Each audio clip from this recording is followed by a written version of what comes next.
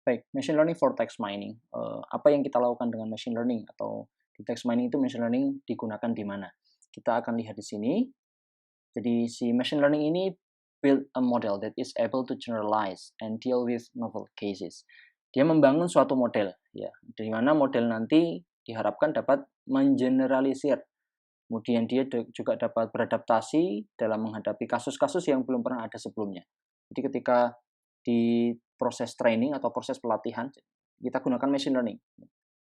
Dan diharapkan dari proses machine learning itu, kita akan memperoleh model, sehingga ketika kita menemui data yang baru, kita akan bisa mengeneralisir. Itu datanya, misalnya kelasnya apa, kelas positif, kelas negatif. Ini misalnya kalau kita bicara text categorization, misalnya apakah data yang baru ini termasuk dalam kategori kelas artikel olahraga atau artikel entertainment dan seterusnya. Nah, di sini kemudian juga machine learning ini helps data analyze. Jadi dia membantu seorang analis data dalam mengubah data teks yang bentuknya tadi tidak terstruktur ke dalam suatu data teks yang lebih usable, lebih bisa digunakan, lebih memiliki manfaat. Kemudian juga dari situ kita akan mendapatkan knowledge, wawasan, pengetahuan, insight. Jadi kita bisa tahu nih, oh data ini maknanya apa, kemudian apa tindakan yang kita bisa lakukan dengan data ini dan seterusnya. Nah, si machine learning ini macamnya ada dua, yaitu ada supervised dan unsupervised learning. Supervised learning itu kalau secara sekilas ya ada input dan ada output datanya. Jadi ketika kita melakukan training di sini, data itu sudah ada labelnya. Jadi kita misalnya punya 1000 data, sentiment analysis. Nah, 1000 data itu sudah ada labelnya kelasnya positif atau kelasnya negatif. Nah, dari situ kemudian kita lakukan training.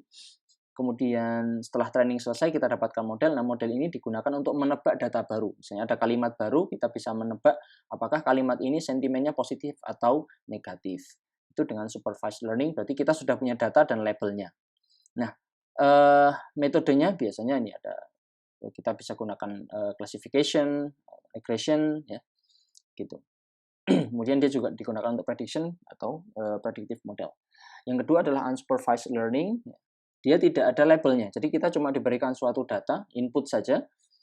Kemudian dari data itu kita biarkan si machine learning nanti belajar dengan misalnya dengan clustering atau dengan association, sehingga diperoleh pattern atau pola yang bisa kita lihat dari data tadi.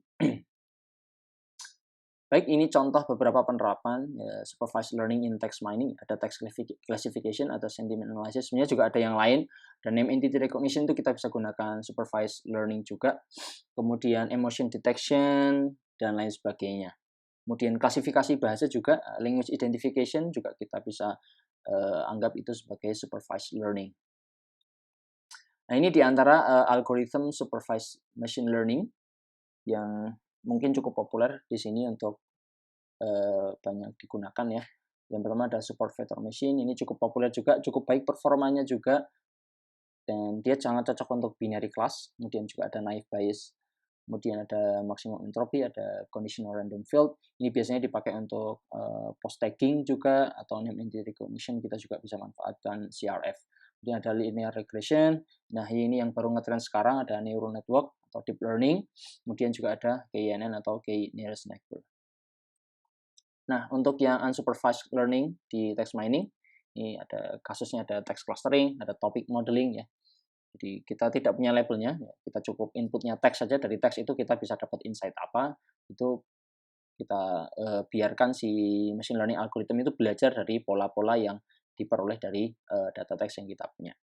Ini beberapa metode yang bisa dipakai, yaitu ada K-means, ada latent semantic indexing, LSI, ada latent directed allocation atau LDA.